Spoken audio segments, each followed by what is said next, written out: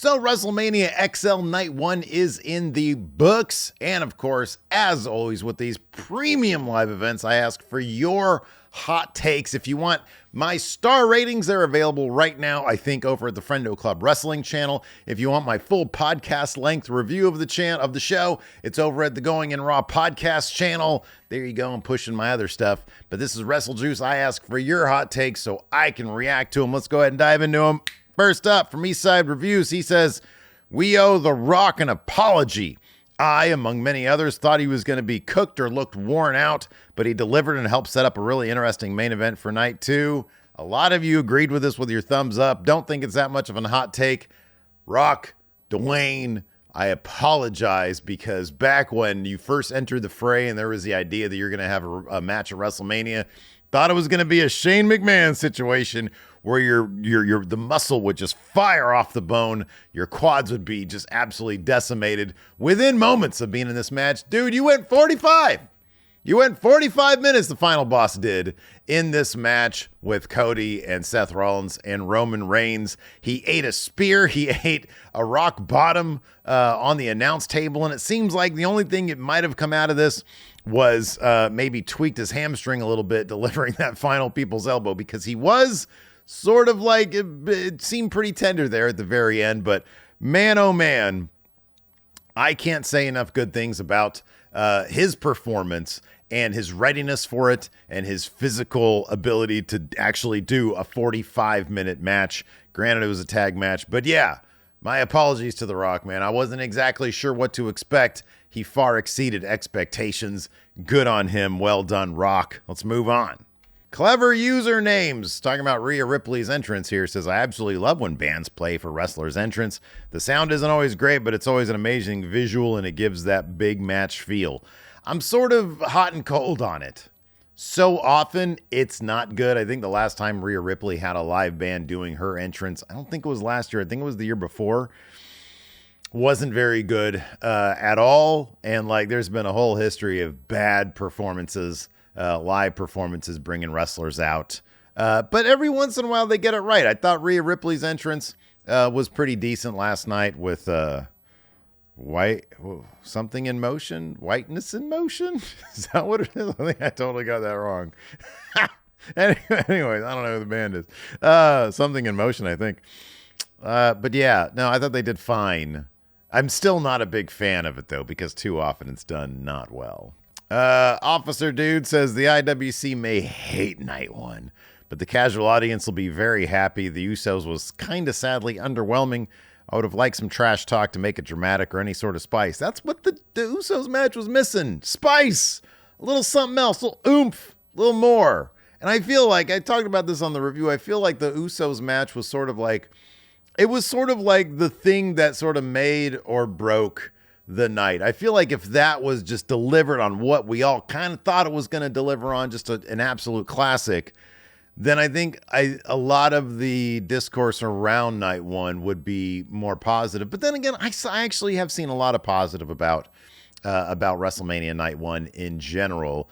It's sort of like coming out of it kind of felt like on the meh side, but then like in retrospect, thinking about it, I'm like, you know what? There was a lot to appreciate about night 1. So I didn't really see a lot of hate. The only hate I've seen was sort of from like the typical, normal, disingenuous, I'm going to hate everything crowd. And you're never going to please that crowd because they're not there to be honest. They're there to be disingenuous. Look, if you didn't like night 1, that's fine. But be honest about it. Be honest about it. If it wasn't your thing, that's totally cool. It's understandable.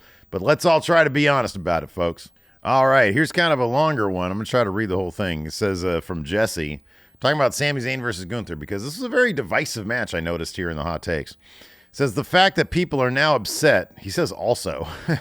Did Jesse, they leave something else? I don't know. The fact that people are now upset. Sami Zayn won the IC title after a year of the same fans whining Sami should have won in Montreal shows me once again that the internet fan base should be ignored. Oh no.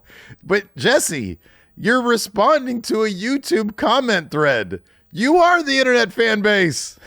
There's no perfect person to lose to Gunther after his reign, most likely.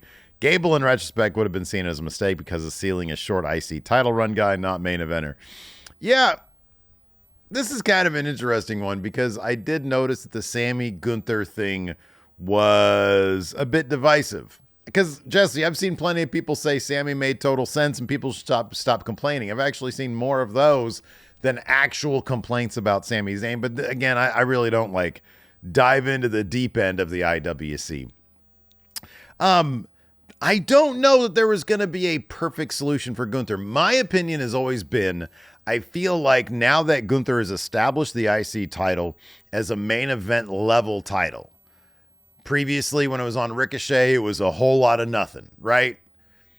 He has established it as a main event workhorse title. So what does that tell me? I think that title should have gone to another main event level workhorse guy. There ain't nobody better on Raw in terms of main event level workhorse guys than Sami Zayn. That being said, I just feel like the match was missing a little bit more. Over in our star ratings video on Friendo Club Wrestling, I'm not going to steal this from a best friend, but Larson had said, maybe if Sami had given his all to Gunther and Gunther still kicked out and then he had to rally and come back, that would have put that match over the edge and maybe you would have had a better perception and people have been like, yes, this makes sense. But to me, it was a combination of they kind of hot-shotted the Sami story getting to Gunther in the first place. And then, because we only had like 1 week of a training montage. And then the match didn't deliver, I think, to what it probably could have delivered. And that's why that sentiment might be out there. That being said, I think Sami's the perfect guy. I'm curious to know what's going to happen with Gunther now. I don't know how you book the guy now, if he's going to end up like switching brands and being one of Cody's first Universal Challengers. The problem with that is Gunther really should not be taking losses off of this loss. This should elevate him to the World Heavyweight title scene or to the Universal title scene. And the Universal title scene is going to be locked up with Cody for a while, and the World Heavyweight Championship scene already has a lot of people right there. You got Drew, who's probably going to win it today. Damian Priest might cash in today. CM Punk is still in the waiting. He's probably going to be good to go within a couple months. A lot of movement right there in the World Heavyweight Championship scene. So it sort of depends on how the draft shakes everything out with what to expect from Gunther. Another interesting thing is, if Gunther versus Brock Lesnar was the plan at WrestleMania, you got to think that Gunther was going to beat Brock Lesnar, and then what would the plan have been?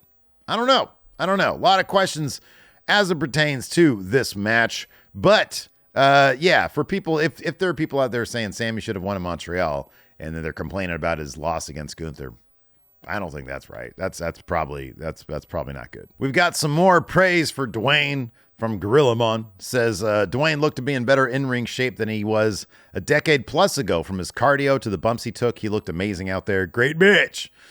Yeah, he looked really good. Oh, wow, here we go. This is hot. NWO Daniel Skinner says Roman and Rock versus Rhodes and Rollins is in the top 5 Mania main events already.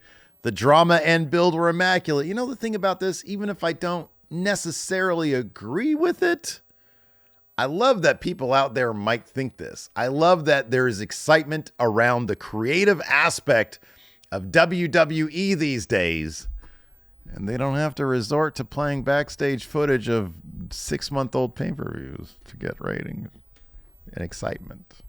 AEW, why are you doing that? Don't do that. Don't do the CM Punk thing. Don't do it, please. Anyways, moving on. Ooh, here's some TV production praise from Diabetic Man. Says Sami Zayn's entrance was one of the best Mania entrances ever. The continuous shot of him going back to Gorilla with the interactions in between was incredible. And then I read on Twitter today, I don't know if it's true or not, but if you look at the reaction, maybe it is, that he didn't know Kevin Owens is going to be there at Gorilla. If that's true and he shows up and Kevin Owens is there and Sami Zayn didn't realize it, oh, man, that's awesome. How great is that? That's fantastic. Boss man, no. Night 1 was a great setup. Don't let the nerds ruin a good time. Who are the nerds, boss man? What nerds? The internet wrestling community that's complaining about Night 1? Are those the nerds? All right, let's talk about crowds really quick. John Simons says the crowd was only cold literally. The fact it was an open-air stadium on a windy night is what made it seem like they weren't as loud as they actually were. I've seen this sentiment so much, and it seems like it's a real one. The crowd was really good. You got the open dome thing or the open air stadium. And so the sound, which is like a physical thing, they're sound waves. They, instead of going and bouncing and we can hear them, they go off into space and aliens hear them somewhere. So like, I don't think the crowd was bad last night. I think that sound has to go to a place. And I guess maybe like heat, it rises or it escapes. I don't know, but it definitely doesn't bounce off something that isn't there. That's my one complaint. WrestleMania, they need to start doing these. Only go to the domes. If you're going to do it in a stadium, go to a dome. Don't go to the open air thing. Say, hey, city, if you're an open air stadium, guess what? Nah. We want the sound to come back to bounce back down. Because I think the crowd was good last night. I just think we didn't hear it because the sound left. Oh, let's talk about this. Atticus8659 says, and a lot of you agreed with this because there's a lot of comments about this. Sorry. He says, I'm not a fan of all the ads. That one picture of Becky Lynch on the turnbuckle with dude wipes on it ruins the aura of the match. Same thing with the Cinnamon Toast Crunch stuff this year. Now, I'm going to differ with a lot of you on this. I don't give a flying fuck about ads. I really don't. Maybe it's my predilection towards visual chaos. I don't mind whenever we watch Triple Mania every year, they got the Bardal ads. They've got they had some gum that the Enforcer got his hands on a couple of years ago. It was like a peach flavored, I don't know what it was. But they got all sorts of ads going on over there. I don't mind it. I honestly don't. I'm focused on the in-ring action. I don't get distracted by American Home Shield bugs in the corner of the thing. I honestly don't. I understand why some would. So I think it's a valid take, but to me, it's a cold take because give me ads. I'm fine with it. I'd much rather just like an ad be on a thing than like Michael Cole having to slurp down some fucking nasty ass Pizza Hut. No offense to Pizza Hut. If you guys want to sponsor Wrestle Juice, I'll turn around on you. I'll say that I like you. But yeah, I kind of, and even that I don't really mind. It doesn't bother me. It doesn't take away from people in the ring doing their shit. But that's just me. I understand. I totally understand this take. A lot of you agreed with it too. Here's an interesting take on night one from Jose Got Beats. Says, been a fan of the channel for years. Thank you, Jose Got Beats. Says, my take on night one is that Dabba Dabba E as a product, it felt really like the Super Bowl. The production was top notch. The moments were special. There was nothing on this show where I would have felt embarrassed if a non-wrestling fan walked in on. The show was inclusive. Everyone was represented in a, I want to read more, respectful way. If night two delivers, Trips has done something that most people aren't talking about. He's getting the mainstream marketing of the golden era, 84 to 92, with the cool factor of the attitude era. Hey, you know what? What a great take. Might be a hot one. I don't know if a lot of people agree with all that, giving it all the flowers. But hey, I appreciate it. And I think in a way you could absolutely be right. Definitely felt it had Super Bowl quality to it in terms of the production. That being said, I do wonder if like they sort of requested of the wrestlers that they keep the work rate to, let's keep it simple, right? Like maybe that's what happened with the Jimmy versus Jay thing. Hey guys, don't clog it up too much. You guys do the super kicks, just do a bunch of super kicks and then do a very simple story beat, brother versus brother, where one brother is like, hey, I'm sorry. I feel like maybe the producer, whoever helped them with that match, should have come up with a way to make it a little bit more complex, a little bit less simple. And I think we could have had a banger match. Or on the other hand, maybe those guys just don't have good chemistry. I don't know what it is, but I like the optimism of this take. I like the glass half full aspect of this take. So Jose Got Beats, seem to really enjoy it. Who might argue? Sam's Life kind of feels me on this one. Says, I don't get the complaints about the ads, Wingstop, etc. on the apron and the Prime bottle. They really aren't that intrusive, and I forgot about them fairly quickly into the show. As did I. I sort of concentrated. There are more people talking about the ads, bringing my attention to the ads, and the actual ads themselves bringing attention to them. So I don't know. It didn't really bother me all that much. Jag Monkey Entertainment says the finish of the Rey Andrade versus Dom Santos match was lame. I'm over hometown football players being involved in matches. I get it, but it's tired stuff. Dom should have gotten the pin on Rey, in my opinion. I kind of agree with this one. I'm not huge on the, like, look, there's already 15 people in the LWO and 16 people in Legado del Fantasma. We didn't need additional people getting involved in this match. I think Andrade is so much fun to watch as a wrestler. I really love his stuff.